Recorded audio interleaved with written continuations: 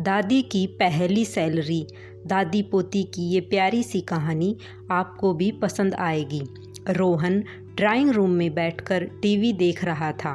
सीमा और सरला देवी दोनों किचन में थे। सीमा बर्तन मांज रही थी। सरला देवी सुबह के नाश्ते की तैयारी में लगी थी। 9 साल की माही स्कूल जाने की तैयारी कर रही थी। रोहन ने ड्राइंग रूम से ही ऊंची आवाज़ में कहा, सीमा, तुम्हारा पगार आ गया है। अगर आ गया है तो इस महीने की EMI तुम भर देना। मेरी सैलरी आने को अभी वक्त लगेगा। सीमा ने किचन से ही सहमति जताई। जी ज़रूर भर दूंगी।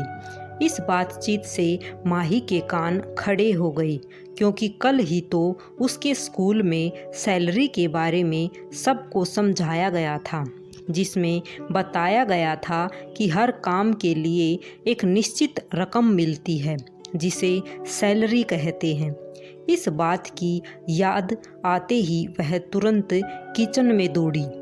उसको ऐसे अचानक दौड़ते देख रोहन भी उसके पीछे पीछे गया। माही ने अपनी दादी के पास जाकर उनसे पूछा, दादी, आपको सैलरी नहीं मिलती है क्या? रोहन और सीमा एक दूसरे की तरफ देखकर मंद मंद मुस्काए। सरला देवी ने माही को समझाते हुए कहा, बच्चा, तुम्हारे मम्मी पापा ऑफिस जाते हैं, इसलिए उन्हें सैलरी मिलती है। मैं तो घर पर ही रहती हूँ ना, इसलिए मुझे सैलरी नहीं मिलती। माही को यह बात कुछ समझ नहीं आई, तो वह बोली, दादी, आप भी तो कितना सारा काम करती हैं। सुबह जल्दी उठकर नाश्ता बनाना, खाना बनाना, पूरे घर की साफ सफाई करना, कपड़े धोना, मुझे ट्यूशन पढ़ाना और बाजार जाकर राशन लाना और तरकारी लाना और भी पता नहीं क्या क्या। आपके इन्हीं सभी कामों की वजह से तो पापा और मम्मी निश्चिंत होकर काम पर जा पाते हैं और मैं भी स्कूल में अच्छे नंबरों से पास हो पाती हूँ। तो क्या इन कामों की कोई वैल्यू नहीं है? माही की बातें सुनकर कुछ पलों के लिए सब शांत हो गए। 9 साल की एक छोटी सी बच्ची जो सोच रही थी वह गलत नहीं था। रोहन और सीमा के पास इसका कोई जवाब नहीं था, मगर सरला देवी के पास था। वह बोली, किसने कहा मुझे सैलरी नहीं मिलती? मुझे पैसों के रूप में, कागज़ों के रूप में सैलरी नहीं मिलती, लेकिन मुझे जिस रूप में सैलरी मिलती है उसकी कीमत कोई आंक ही नहीं सकता। मैं घर की जिम्मेदारी संभालती हूँ तो मुझे तुम्हारी मम्मी एक दोस्त के रूप में मदद करती है। तुम्हारी मम्मी की दोस्ती मेरे लिए वह सैलरी है। मुझे पैसों की ज़रूरत होती है और मैं तुम्हारे पापा को बोलती हूँ तो बिना यह जाने कि मैं उनका क्या करूँगी, वह मुझे झट से पैसे निकाल कर दे देते हैं। तुम्हारे पापा का यह विश्वास मेरी सैलरी है और तुम जो मुझे इतना प्यार करती हो, मेरे बारे में इतना सोचती हो, वह तो मेरा बोनस है। अब बताओ, क्या मुझे किसी से कम सैलरी मिलती है? दादी की बातें सुन माही खुश होकर दादी के गले से लगते हुए बोली, अरे वाह दादी, आप तो बहुत अमीर हैं। सबके चेहरे पर बड़ी मुस्कान आ गई। सीमा सरला देवी के पास आई, उनका हाथ पकड़कर बोली, मम्मी जी, हमने कभी इस बारे में सोचा ही नहीं, लेकिन आपको कभी इस बारे में विचार नहीं आता कि आपको भी सैलरी मिलनी चाहिए।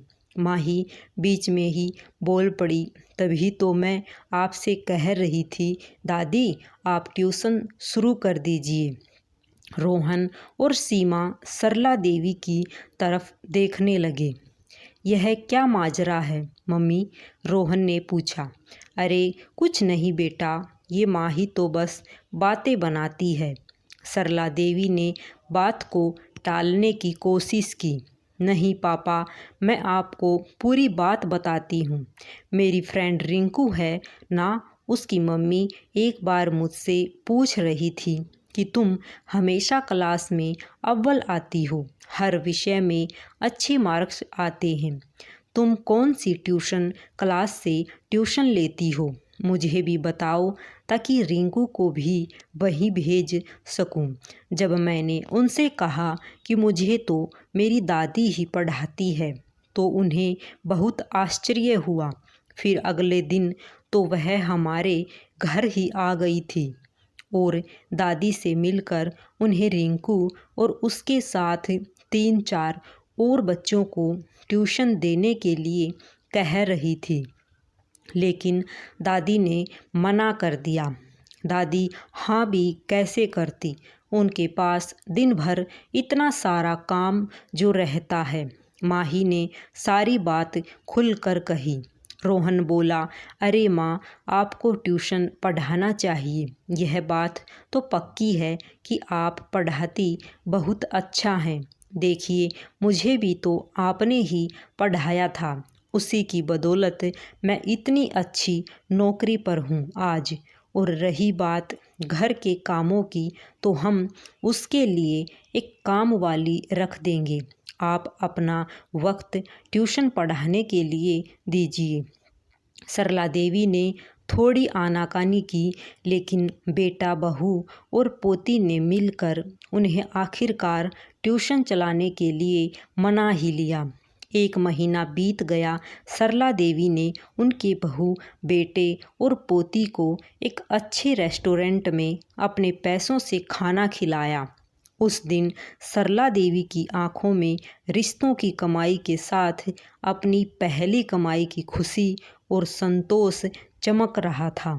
माना कि जीवन में पैसा ही सब कुछ नहीं होता, लेकिन थोड़ा सा पैसा जो अपनों के लिए खर्च किया जाए और उससे जो खुशी मिलती है, उसकी बात ही कुछ और होती है। अगर कहानी पसंद आई हो तो चैनल को सब्सक्राइब अवश्य करें। सभी को राधे राधे, सभी को जय श्री कृष्णा।